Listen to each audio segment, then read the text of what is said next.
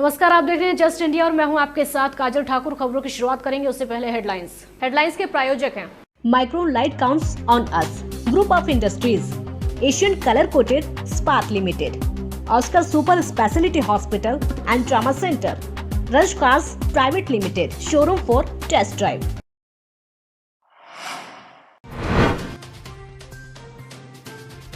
छियालीस 4000 के पार पहुंची कोरोना पीड़ितों की संख्या। 24 घंटे में सबसे ज्यादा मौतें। हरियाणा में 500 के पार पहुंचा कोरोना संक्रमितों का आंकड़ा।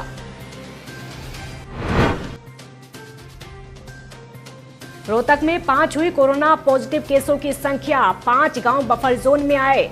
सोनीपत में 5 स्वास्थ्यकर्मी कोरोना पॉजिटिव।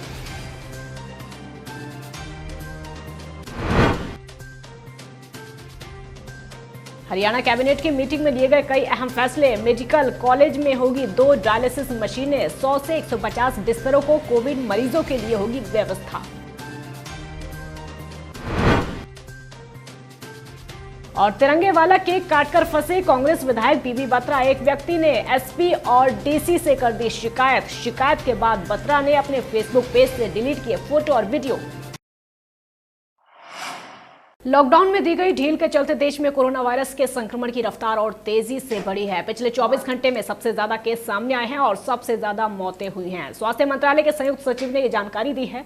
राहत की बात यह है कि 24 घंटे में तकरीबन 1020 लोग ठीक भी हुए हैं और जो रिकवरी रेट है बढ़कर 27.40% हो गई है। तो देश में इस महामारी से अब तक 1568 की मौत हुई है। 12726 मरीज अब तक ठीक हुए हैं। देश में कोरोना मरीजों की संख्या बढ़कर 46433 हो गई है। तो वहीं सोनीपत में स्वास्थ्य विभाग के 4 कर्मचारियों समेत 5 की रिपोर्ट कोरोना पॉजिटिव आई है। खानपुर पीजीआई में स्टाफ नर्स, 2 स्वीपर और 1 डी ग्रुप का कर्मचारी भी कोरोना पॉजिटिव हुआ है। तो सोनीपत जिले में कोरोना पॉजिटिव मरीजों की संख्या 78 हो चुकी है। रोहतक में आज एक और कोरोना पॉजिटिव केस सामने आया है। अब तक रोहतक में कोरोना पॉजिटिव केसों की संख्या 5 हो चुकी है। और आपको ये बता दें कि आज डीसी आरएस वर्मा ने खुद इस बात की जानकारी दी है।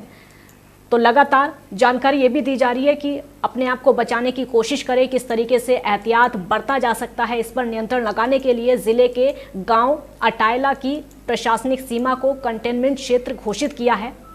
और उसके साथ ही आपको ये बता दें कि 5 गांव की प्रशासनिक सीमाओं को बफर जोन में घोषित कर दिया है।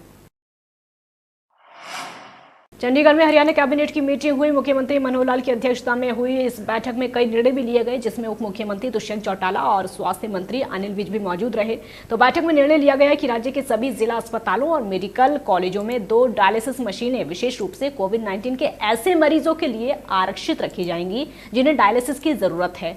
इसके अलावा सभी 11 विशेष कोविड-19 के अस्पतालों में 100 से 150 बिस्तरों को कोविड मरीजों के लिए आरक्षित रखने के बाद शेष वार्ड और ओपीडी अन्य मरीजों के उपचार के लिए सामान्य रूप से काम शुरू कर देगी। बैठक में मुख्य सचिव श्रीमती केशनी आनंद अरोड़ा, स्वास्थ्य विभाग के अतिरिक्त मुख्य सचिव राजीव अरोड़ा भी मौजूद थे। एक तरफ तो हरियाणा सरकार बार बार लॉकडाउन के नियमों का पालन करने की हिदायत दे रही है, लेकिन वहीं दूसरी तरफ रोहतक में रेलवे रोड पर लॉकडाउन के नियमों की खूब धज्जियां उड़ती हुई नजर आ रही हैं। यहाँ ना तो दुकानदारों ने मास्क पहना था और ना ही सड़क पर चलने वाले लोगों ने, यानी पूरी तरह सोशल डिस्टेंसिंग की धज्जियां उड़ाते हुए लोग नजर आए। रोहतक के जिलाधीश आरएस वर्मा ने सब्जी मंडी के प्रधान की मंडी स्थल पर सब्जी मंडी को शुरू करने की मांग और केंद्रीय गृह मंत्रालय साथ में हरियाणा सरकार द्वारा जारी हिदायतों के तहत नियमित सब्जी मंडी को शुरू करने की शर्तों के साथ अनुमति प्रदान की है। व्यापारी नेता हेमंत बख्शी ने कहा है कि हम लॉकडाउन के बीच में सरकार के नियमों का पालन करते रहेंगे। सरकार से 1 दिन की छूट मिली व्यापारियों को, लेकिन बाजार का माहौल एक आम नागरिक या फिर व्यापारी के लिए बहुत अव्यवस्थित रहा। जिस तरीके से प्रदेश में कोरोना मरीजों की संख्या लगातार बढ़ती जा रही है, ऐसे में सभी लापरवाही जिस तरीके से बरत रहे हैं और उसकी वजह से कहीं ना कहीं रोहतक को इसका ग्रास होना पड़ सकता है। और हमारी अभी मीटिंग हुई है, प्रधान जी ने ये फैसला किया है। फैसला में उन्होंने प्रस्ताव रखा है कि जैसे हरियाणा में केस बढ़ते जा रहे हैं तो बाज़ार का तो ये हिसाब है कि अगर खोलते हैं तो एकदम से बढ़ जाता है, हम रोक नहीं सकते उसको। तो इसलिए कहते हैं इससे अच्छा तो 17 तक बंद ही कर दें तो ज़्यादा अच्छा रहेगा हमारे लिए। माननीय प्रधानमंत्री जी द्वारा जो 17 मई तक जनता से अपील की गई है कि आप सभी लोग अपने व्यापारिक प्रतिष्ठान बंद रखें और जनता अपने घरों से बाहर ना आए। हम लोग इसका पूर्ण समर्थन करते हैं। अगर हम लोग अपने दुकान और बाज़ार खोलते हैं तो हमने ये देखा कि अव्यवस्थित भीड़ को बिल्कुल संभालना मुश्किल है और दुकानदार अपना दुकान के अंदर इसकी व्यवस्था नहीं कर पा रहा, क्योंकि आप या तो अपने अंदर प्रतिष्ठान को संभाल सकते हैं या बाहर संभाल सकते हैं। और हम लोग नहीं चाहते कि आम जन भावना को देखते हुए जो पिछला 50 दिन हम लोगों की मेहनत और जनता की मेहनत है वो ख़राब चली जाए। हम लोग सरकार से ये निवेदन करते हैं कि 17 मई तक का जो लॉकडाउन का पीरियड सरकार द्वारा निर्धारित किया गया है उसी तक हमारे जितने भी बाज़ार हैं वो सारे पूर्ण रूप से बंद रखें। रोहतक से कांग्रेस के विधायक भारत भूषण बत्रा ने अपने कैंप कार्यालय में कार्यकर्ताओं के साथ में अपना जन्मदिन मनाया, लेकिन उनका जन्मदिन विवादों के घेरे में आ गया। दरअसल विधायक बत्रा पर 4 मई को राष्ट्रीय ध्वज वाला केक काटकर अपना जन्मदिन मनाने का आरोप लगा है। विधायक बत्रा के वीडियो, फोटो और केक की फोटो सोशल मीडिया पर जमकर वायरल हो रही है। इसकी शिकायत देश के गृह मंत्री अमित शाह से लेकर रोहतक के डीसी और एसपी को भी की गई है। आज हम डीसी साहब से और एसपी साहब से मिले हैं। कल हमारे शहर के माननीय विधायक भारत भूषण बत्रा जी का जन्मदिन था। इस जन्मदिन के उपलक्ष्य में उन्होंने जो केक बनवाया था उसके ऊपर राष्ट्रीय ध्वज और अशोक चक्र चिन्हित था। उन्होंने इस ध्वज को, केक को पहले अपने हाथों से काटा, फिर अपने और अपने सभी साथियों को खिलाया। जो हमारे राष्ट्रीय ध्वज का इन्होंने अपमान किया है, इसके विषय में आज हमने डीसी साहब से और एसपी साहब से लिखित रूप में शिकायत की है। इनके खिलाफ, उनके साथियों के खिलाफ जिन्होंने राष्ट्रीय ध्वज का अपमान किया है, इनके खिलाफ सख्त से सख्त कार्रवाई की जाए। पूर्व मुख्यमंत्री और नेता प्रतिपक्ष भूपेंद्र सिंह हुड्डा ने आईएएस अधिकारी रानी नागर के इस्तीफे पर प्रतिक्रिया दी है। दरअसल उन्होंने कहा है कि महिला अधिकारी को जिस मजबूरी में इस्तीफा देना पड़ा है वो कई सवाल खड़े करता है। सरकार को एक महिला अधिकारी की तमाम चिंता और शिकायतों पर ध्यान देना चाहिए। उनके इस्तीफे को नामंजूर करते हुए उन्हें वापस सेवाएं देने के लिए आग्रह करना चाहिए, क्योंकि अगर प्रदेश की एक महिला अधिकारी ही खुद को असुरक्षित महसूस करेगी तो आम जनता कैसे खुद को सुरक्षित महसूस करेगी। प्रदेश की सेवा करने वाले हर छोटे कर्मचारी से लेकर बड़े अधिकारी तक की सुरक्षा, हितों और अधिकारियों की चिंता करना सरकार की जिम्मेदारी बनती है। रोहतक में जन सेवा संस्थान द्वारा गरीब और जरूरतमंद लोगों को 3291 भोजन के पैकेट और 1000 बच्चों के लिए दूध की थैलियां बांटी गईं। इसका शुभारंभ महामंडलेश्वर डॉक्टर स्वामी परमानंद महाराज के सानिध्य में विनोद गुप्ता और मोहन मित्तल ने हरी झंडी दिखाकर किया। इस मौके पर स्वामी जी ने बताया कि जन सेवा संस्थान पिछले 40 दिनों से लगातार जरूरतमंद लोगों की सूखा राशन, भोजन और दूध द्वारा सेवा कर रहा है। अब तक 43,05,000 से ज्यादा भोजन के पैकेट, 4,705 सूखा राशन और 4,600 दूध की थैलियां बांटी जा चुकी हैं, जिस पर लगभग 80 लाख रुपए खर्च अब तक हो चुका है। तो एक समय पर 200 से ज्यादा कार्यकर्ता और 50 हलवाई सेवा कर चुके हैं। श्री बाल गणेश सेवा समिति सांपला की ओर से जिला रेड क्रॉस सोसाइटी रोहतक के माध्यम को सैनिटाइजर चैम्बर रोहतक के उपायुक्त आरएस वर्मा और अतिरिक्त उपायुक्त महेंद्र पाल को भेंट की गई, जिसे लघु सचिवालय में स्थापित किया गया।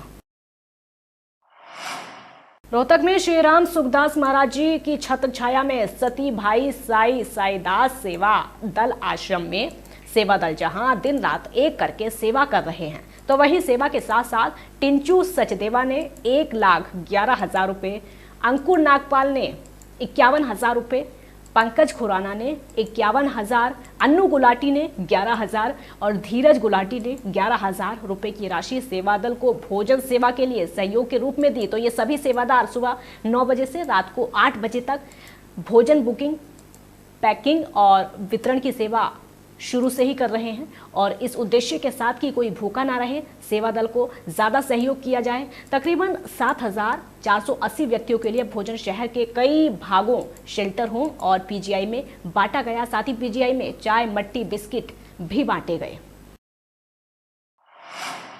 प्रदेश के मुख्यमंत्री मनोहर लाल के जन्म दिवस पर बीजेपी के वरिष्ठ नेता पाले गुर्जर ने अपने तोशाम स्थित निवास स्थान पर कहा कि प्रदेश के मुख्यमंत्री ईमानदार और संघर्ष के प्रतीक हैं। उनके नेतृत्व में हरियाणा प्रदेश में विकास के रास्ते पर चल रहा है। पिछले 5 साल के कार्यकाल में उनके मार्गदर्शन और नेतृत्व में प्रदेश का विकास हुआ है। उसी की बदौलत प्रदेश की जनता ने दोबारा मनोहर लाल की सरकार के पक्ष में निर्णय लेकर फिर से प्रदेश में ईमानदार सरकार का मार्गदर्शन किया।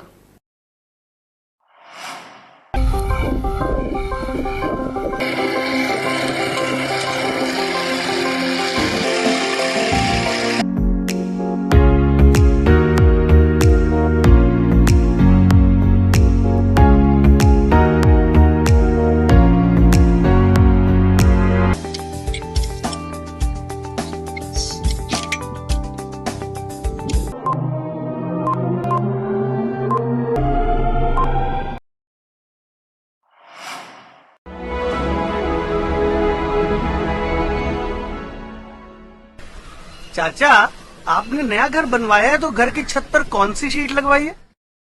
बेटा, मैंने अपने घर की छत पर एशियन शीट लगवाई है, क्योंकि वो कभी न मिटने वाले ओरिजिनल निशान की चादरें हैं। साथ में ISI का चिन्ह, 5 साल की वारंटी के साथ साथ पैसों का सही मूल्य देने वाली वही इकलौती शीट्स हैं। क्योंकि नाम नहीं, पहचान जरूरी है।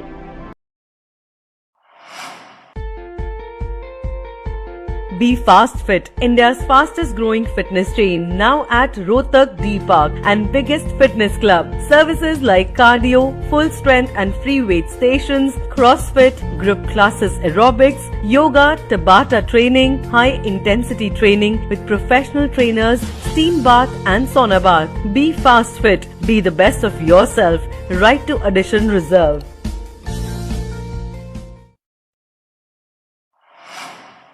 Welcome to John Wesley Convent, a prestigious, renowned and remarkable school of Rohtak. Excellent learning environment, standardized infrastructure and experienced faculty, well-formed robotics lab, well-equipped science labs, world-class computer lab, well-stocked library, digital smart classrooms, excellent sports facilities, best transport service.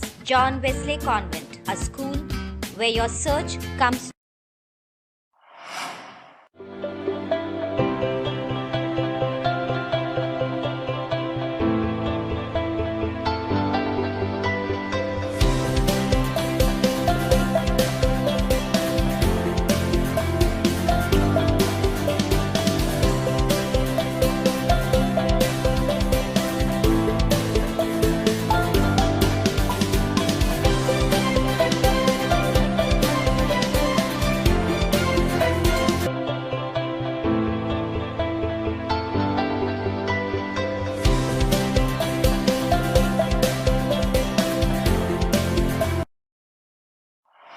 खबरों में फिलहाल इतना ही। देखते रहिए just India. नमस्कार।